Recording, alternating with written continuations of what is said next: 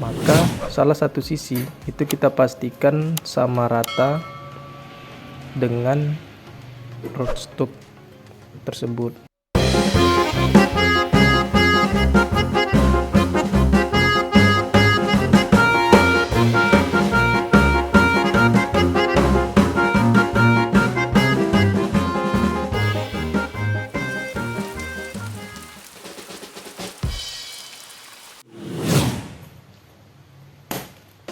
Halo Sobat Osgar, selamat datang di channel Osgarden.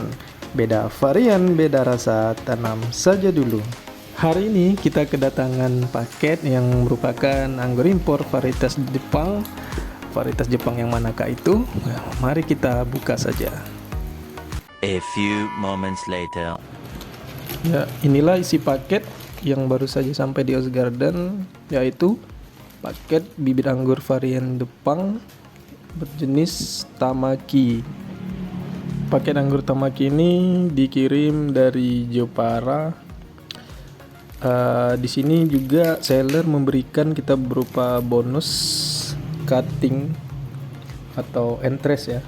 Setelah saya tanya tadi ke sellernya, ini merupakan entres dari anggur Tamaki. Wah, pas sekali nih sobat. Kita kebetulan malam ini kita mau grafting sekalian ya beberapa entres yang ada di halaman depan rumah, dan kemudian salah satunya tentu saja Tamaki ini juga akan kita grafting malam ini. Langsung saja kita buka sobat, kita lihat di sini bibit anggur Tamaki ini menggunakan metode sambung pucuk ya. Wah, ini sangat bagus sekali ini dibandingkan dengan sambung grafting dengan batang rootstock yang jauh lebih besar. Dikarenakan berdasarkan pengalaman para senior-senior dan juga kolektor-kolektor anggur yang pernah menggrafting entres dengan menggunakan rootstock yang jauh lebih besar, itu memang di awal pertumbuhannya itu sangat cepat dan vigor, apalagi didukung dengan ukuran lingkaran rootstock yang besar sehingga dapat memunculkan akar yang jauh lebih banyak. Otomatis pertumbuhan menjadi lebih cepat, namun masalah akan muncul ketika tanaman anggur itu berusia lebih dari 1 tahun. Ketika batang entresnya tadi sudah mulai membesar, namun karena menggunakan metode sambung sisip di batang rootstock yang besar, maka salah satu bagian dari rootstock yang tidak teraliri oleh nutrisi yang mengalir ke entres yang sudah menjadi batang tadi, itu akan mati sebelah alias mengering. Jadi ukuran dari sambungan dengan rootstock itu akan jauh berbeda, hingga akan menghambat penyatuan dan perkembangan pohon anggur. Sebelum kita memulai grafting entres-entres tersebut, kita akan mempersiapkan terlebih dahulu media semai. Yang biasa saya gunakan di sini adalah campuran antara kokopit dan sekam bakar, yang kemudian saya masukkan ke dalam polybag yang lumayan besar yang sudah saya potong terlebih dahulu. Sebelum saya mencampurkan kokopit dan sekam bakar ke dalam styrofoam ini, saya sudah melakukan treatment berupa perendaman dengan fungisida antrakol dan juga zat pengatur tumbuh yang biasa saya gunakan, yaitu vitamin B1.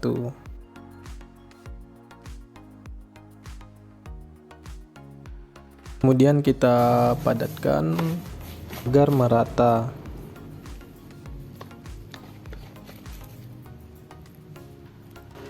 Baiklah, langsung saja kita mulai.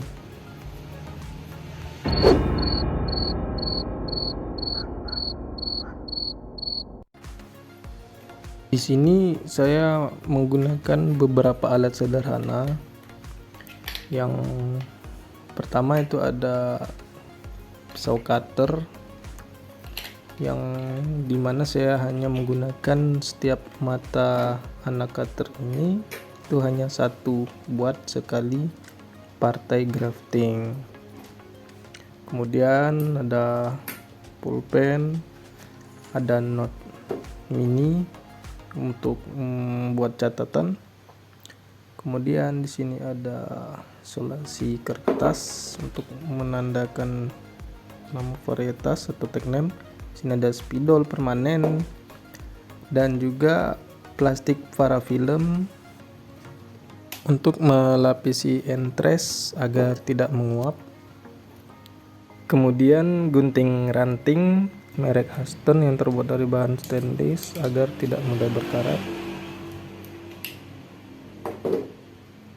Sebelum kita memasukkan anak cutter tersebut, kita bersihkan dulu menggunakan sunlight, baru kita lap dengan tisu. Karena di anak cutter itu masih ada minyak kayak pelumas gitu ya, supaya awet atau gimana gitu. Jadi kita bersihkan dulu agar tidak memberikan efek yang kurang baik pada potongan entres kita nanti. Kita lap dulu. Oke, kita pastikan ya minyak dari anak cutter ini memang sampai benar-benar hilang.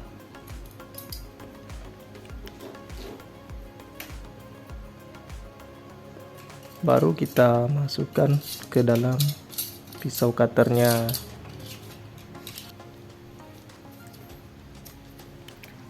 Kemudian ini ada plastik grafting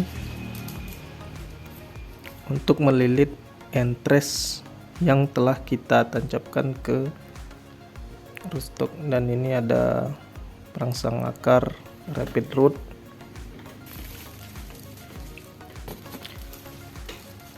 Baiklah, ini kita bongkar rootstock kita. Ya, sebenarnya sudah kebablas ya, sudah tumbuh akar, tapi tidak masalah karena kita punya cara agar bagaimana cara akar tersebut tidak membusuk ketika kita semai kembali di media tanam atau media semai yang telah kita siapkan. Ya, kita buka dulu. Di sini akarnya terlalu gondrong ya, karena alangkah baiknya ketika kita melakukan grafting itu dalam keadaan kalus atau masih muncul bakal akar gitu.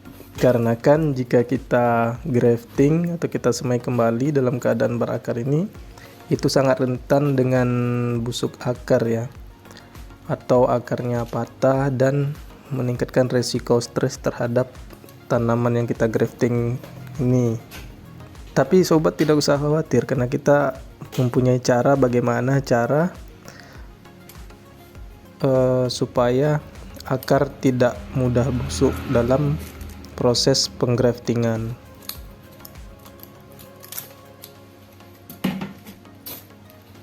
Ya, kita angkat agar kita pilih dulu yang mau kita siapkan sebagai batang bawah dari entres anggur Tamaki. Baiklah, kita lihat di sini adalah salah satu rootstock yang telah kita semai berjenis Red Master yang sudah tumbuh kalus atau akar halus, namun sudah mulai tumbuh akar juga. Beberapa ada 2, dan kita lihat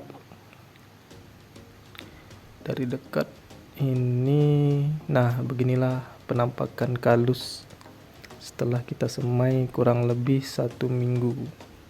Semakin besar rootstock, cutting rootstocknya, maka semakin lama pula pertumbuhan kalus tersebut. Namun dengan ukuran rootstock sekecil ini, itu hanya membutuhkan waktu kurang lebih 1 minggu.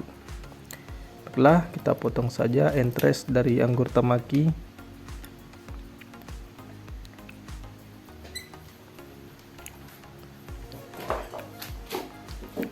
Kemudian kita ambil plastik parafilm, kita gunting dulu kecil-kecil agar lebih mudah untuk dililitkan ke entres yang kita siapkan.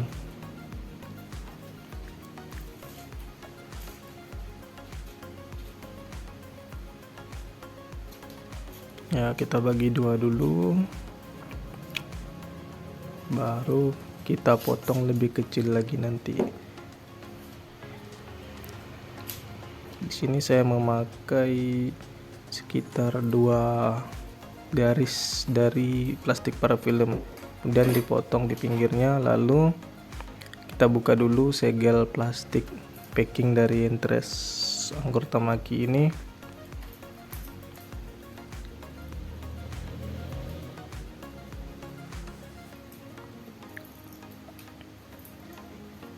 Oke, kita buka.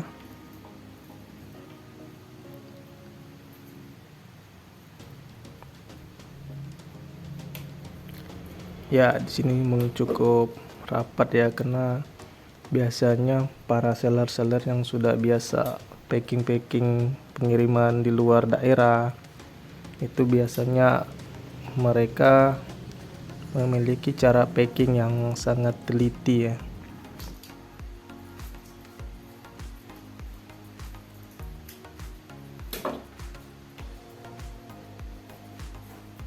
Baiklah, kita lilit saja entres Tamaki tadi yang telah kita potong.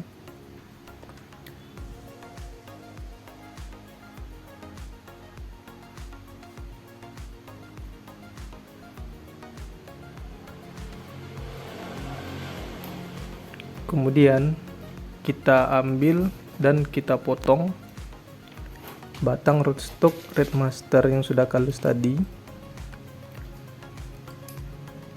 di atas mata tunas, sekitar 4 cm atau 3 cm tergantung ukuran. Terus kita lihat apakah masih segar dalamnya. Kalau masih hijau begini itu tandanya masih fresh dan kemungkinan untuk berhasil itu sangat besar. Namun jika sudah coklat atau mengering, kemungkinan untuk berhasil itu lebih minim lagi. Atau saran saya sebaiknya jika sudah mencoklat atau mengering itu tidak usah digunakan lagi.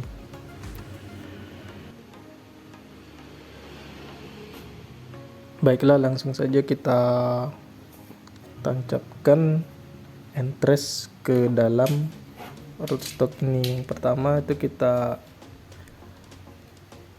potong dulu atau kita runcingkan dulu.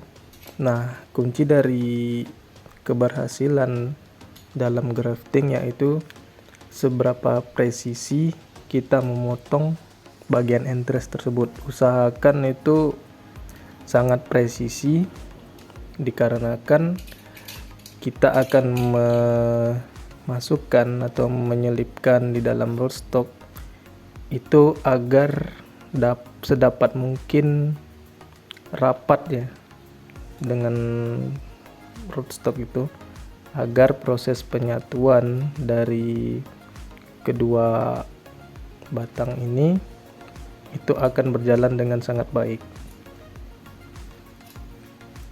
Ya, kita runcingkan dahulu.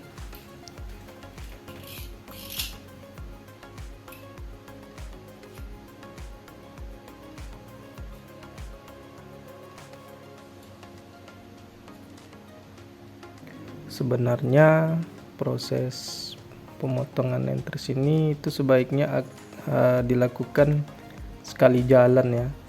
Namun jika kita rasa belum presisi atau sama rata, kita pastikan dulu entres ini memang benar-benar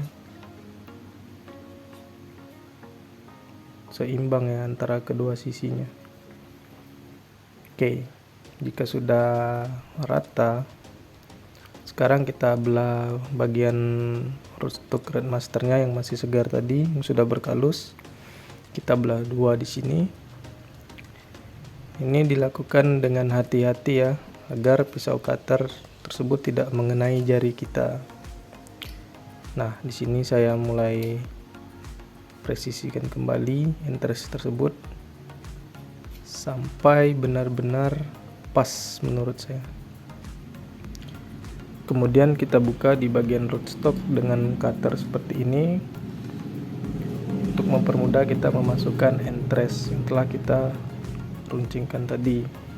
Lalu kita masukkan secara perlahan dan pastikan benar-benar presisi antara sudut rootstock dengan sudut entres.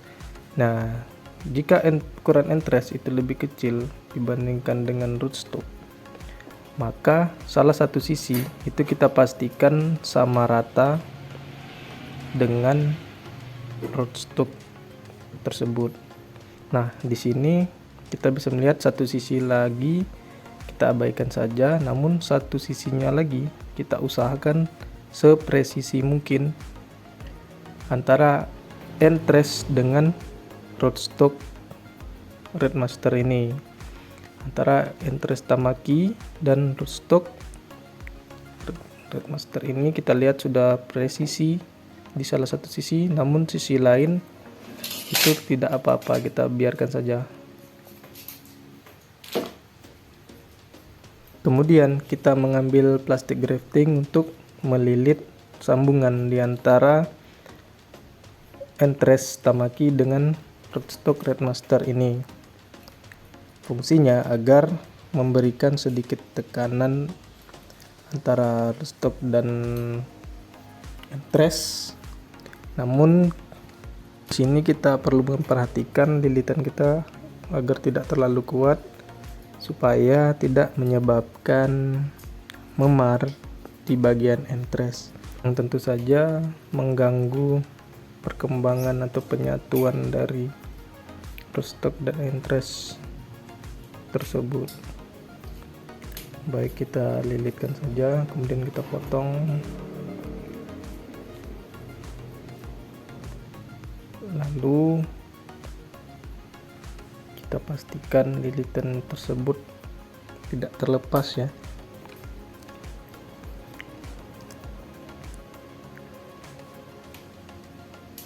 Nah, di sini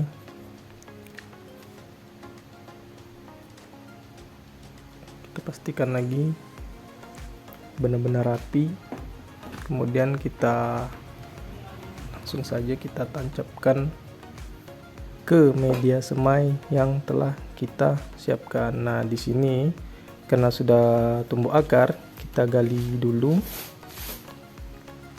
Kemudian media yang masih lembab tadi itu tidak perlu kita siram lagi, agar akar yang telah muncul tadi tidak membusuk. Namun kita juga bisa memberikan sedikit perangsang akar atau root up ya, atau root top ini untuk meningkatkan pertumbuhan akar yang ada pada graftingan kita. Namun ingat sekali lagi, media tanam itu tidak boleh terlalu lembab atau basah dan tidak boleh pula terlalu kering. Jadi kita perkirakan saja itu kelembapannya yang cukup tanpa perlu kita siram lagi.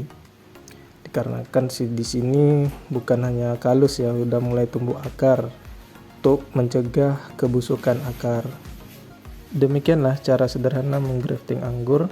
Di video yang akan datang kita akan sharing dengan metode yang lebih beragam dan lebih detail lagi. Beginilah hasil graftingan kita malam ini. Di sini selain Tamaki, saya juga grafting varian Saint Muscat dan juga transfigurasi. 2000 years later. Nah, ini kurang lebih 1 minggu setelah di grafting sudah mulai tumbuh. Beberapa yang berhasil dan beberapa yang masih membulatkan mata butnya ya.